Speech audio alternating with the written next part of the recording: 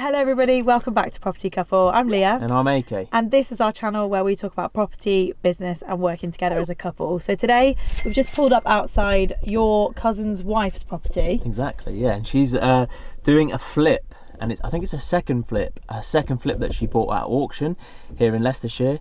And we're going to walk around the property. We're going to have a look at what they're doing, what she plans to do with the property, and have a look at the numbers as well and analyse those. So let's go inside.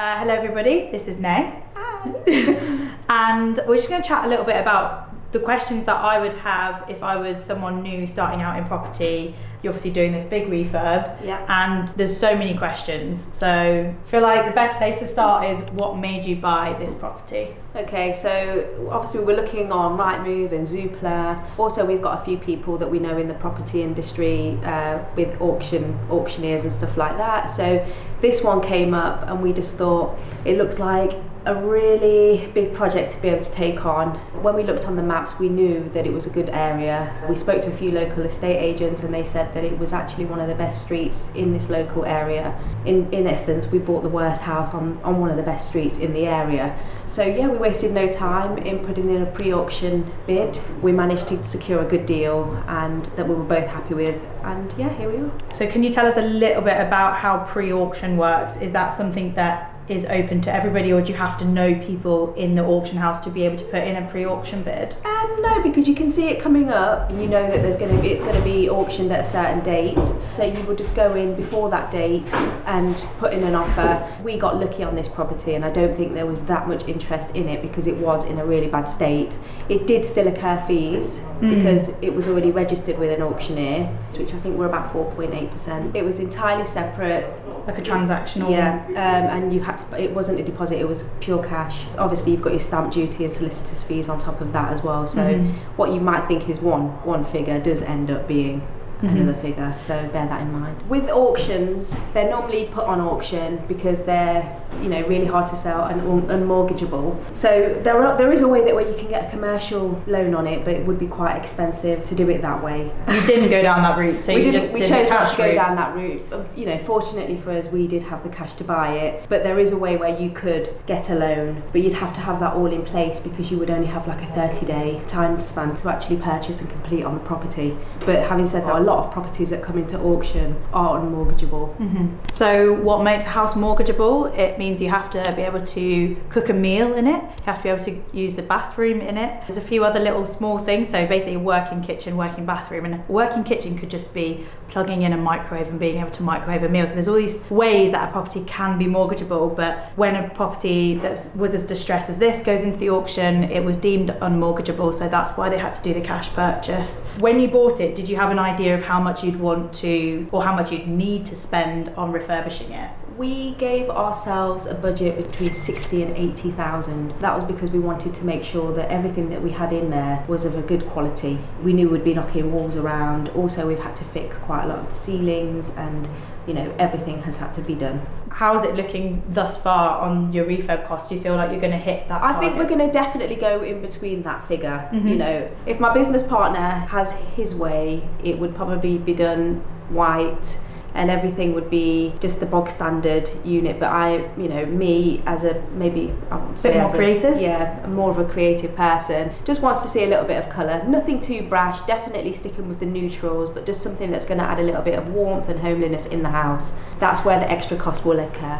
You were aware that there's quite a lot of competition in this area of what you're up against? Yeah, but what we did is when we first bought the property, we got through quite a few local agents that we wanted to think about putting our house on the market with, and they all gave us the same view. You need to be competing with new builds, how it's going to come across, the designs. Obviously this space is a lot bigger, generous sized rooms, bigger gardens. It's on a street that is so much nicer than anywhere else in the local area. So we do have some good positives, but one of the things that we knew that would be against us is when something is shiny and new, it's hard to compete with that sometimes. So that's what we're trying to achieve. Let's run through some top line numbers. Okay. So let's run through purchase price.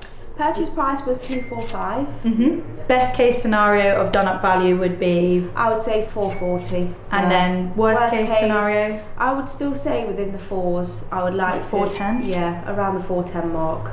So when you work out your done up value, how do you work out what you might get? We would bring in quite a few different agents, just to get their opinion on it and see what's been sold. If somebody came in with a ridiculously amount that's high, I probably wouldn't go with that person. I want somebody who's realistic, that's going to get me the sale and get me the most offers. Yeah, really. for sure. And as well as speaking to agents, I don't know about you, but we found it helpful to look at sold prices in the area and see what's a similar comparable to this house, to the way it's going to look, and then see what that might have gone for in the last 12 months to maybe 2 years max. We did have a few come over and they showed us some parables, but they were all in the 400s, 450s. Oh, that's great. They were all quite high. I didn't mention that the house did cost me 245. So with the fees, it came to 268,000. Okay, so 268 was the all-in purchase price, and you're also including stamp duty, legal, auction fees, which is so important. Fees. You don't want to forget that those need to be baked into your numbers, otherwise you can't work out the true return on investment at the end of the project. Yeah, right, let's have a look around this fantastic property with Nay now, and we'll show you what's what. Okay, so this used to have a double door. So behind the front door we have the toilet. The main toilet, Okay. The downstairs toilet. Downstairs toilet. So that's going to remain, right? That's going to remain there, yeah. Through here, this used to be a big glass window, but we had that knocked out because again it was quite a 1980s or 60s thing. Yeah. So we're going to put a double door here just so we can keep some light coming from the hallway going into the living room. Nice. Even though we've got really big windows here. Yeah. This room did walk through and it ended up going into a dining area here, which made it look a little bit lighter.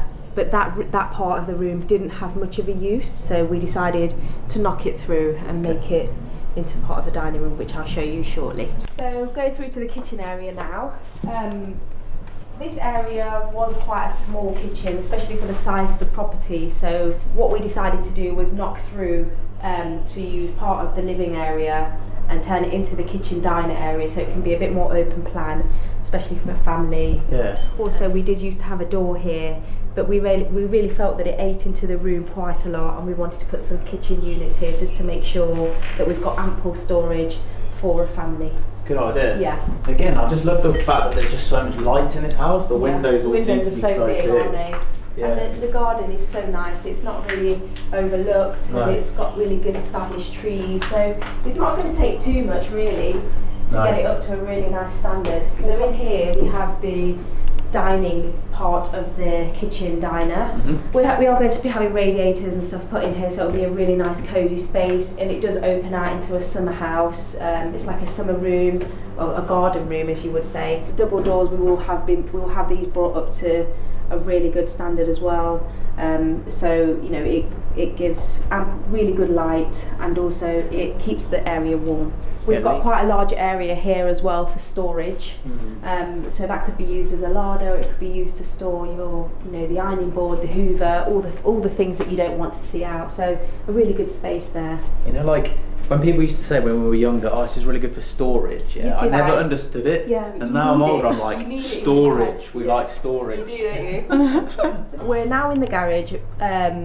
Or what was the garage, and what we're going to be doing with this area is turning 60% of it into either an office or a playroom or a little area where you could have a gym, anything that's off the main living area, leaving 40% of the garage for storage, for bikes, for tools, for those things that we all need in our house. This would have been the coal room, and in here was the boiler and the mains. We are going to be turning this into a utility room so that you can have a tumble dryer, a washing machine. In this area here, we could have cupboards where we store all the clothing, or you could put a washing machine in this area. It's just going to be really functional, and we're using every little inch of space that is available to us. Let's go out to the garden while we're here. Yeah. Let's go outside then. So we thought about draining the pond out and filling it in, but what we've decided to do is to drain it, clean it, and then refill it. Then the new owners can decide whether they want to put their fish in there or make it into a feature. With the rest of the garden, it will be completely jet washed. Some of the slabs will be pulled up and relaid. Keeping the cat? Neighbourhood cat. You keeping the cat, or does the cat come with the property? Cat, actually. We will be turning over the lawn, levelling it out. This tree was double the size.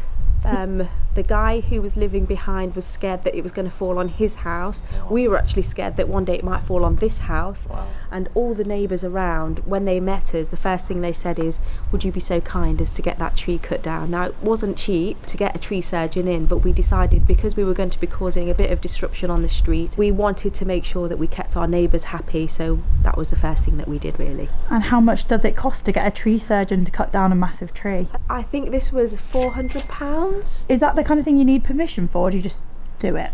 You don't need permission to trim a tree, but you would need to make sure if you were going to remove a tree that you would get permission. Just going up the stairs. We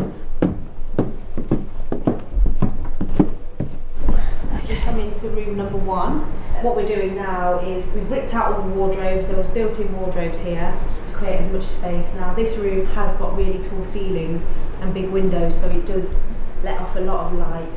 And it feels like a really positive space to be in. I don't know how you guys feel, but I feel like it is quite a positive space. Yeah, it feels like a huge space, even though the room is not overly large. Yeah, the reason why these ceilings are higher is because the levels from on the stairs go up a few more steps to the next 3 bedrooms. So now onto the second floor, where we have 3 more bedrooms. Lovely. So this is the master bedroom, and instead of having an exposed sink and shower, which what was here when we moved in, well, not when we moved in, when we bought the property, we decided to take a part of this room and a part of the room next door, which was actually quite a big room, and make it into an ensuite. So we've got quite a generous size ensuite here that will fit quite a large shower, toilet and sink in this area here. So here we have the family bathroom, which was quite small when we bought the property, and it still is quite a small space, but we've made the best of it. The cupboard that had the water tank in it, we took that away because we are having a combi boiler. There was no reason to have this big monstrosity here, and we've put half of it in this bathroom, which has made it a little bit bigger, so we can put an L-shaped bathtub in there, so we can put a shower above it, a sink and a toilet unit here with a nice big, you know, dressing area here with a shelf and stuff, and it will just appear and feel a lot bigger. In this room here, this is the room that had the cupboard in initially, and if you look at the ceiling, that's where the wall would have been. We've just pinched a little bit of that to put in this room, and this room is actually quite a nice generous size room where you could actually have a double bed on this side or a double bed there, and we've done our plugs accordingly. All the electrics have been really well thought through of where the bed might be. We've given different options of where layouts could be as well, so it's not just about, oh yeah, we'll put 2 plugs in each room. We've really thought about the space and where the furniture might want to live. So this was the second largest room, and it was still quite a big space, so we have managed to pinch about 2 foot of this room to put into the shower of the ensuite. The walls are going to be insulated, so you won't be hearing the person next door having a shower. It's really well built through and really well thought of. Again, we've got the electrics where we think the bed is best lived. And yeah, there's a lot of light in this room, and I'm excited to see this room finished. I honestly think this could be such a great family home, because you've got 2 really good sized bedrooms, 2 smaller bedrooms, so you know, if you've got a family of 2 or 3 kids, it's still going to work, isn't it? Definitely. Or if you've got a family of 3 children, you could still have a room for a guest if 2 of your children, you know, want to share. And what we thought of is, you know, there'll be people out there that want to upsize, and there'll be people out there that want to downsize, and I think this house is a really good start for a family, but also it might be really good for people that are a bit older and their children have moved out and they still want to have a good space for their kids to come home and bring their grandchildren and whatnot. So I think it's a really good space, and it's going to be suitable for many people. I'm so excited to see the refurb. Sold. So that's the whole tour. Thank you, Nate, for giving us that tour and for telling us about the plans, and we're really excited to see where this project's going to go. Really want you to come out. Are you going to come back and see it at the end? We're going to come back. Yes, good. Please leave us a comment below with your thoughts. If you've got any questions for Nay, and she'll get back to you in the comments via us. And we hope to see you in our next video. Thank you, everyone. Bye. Bye.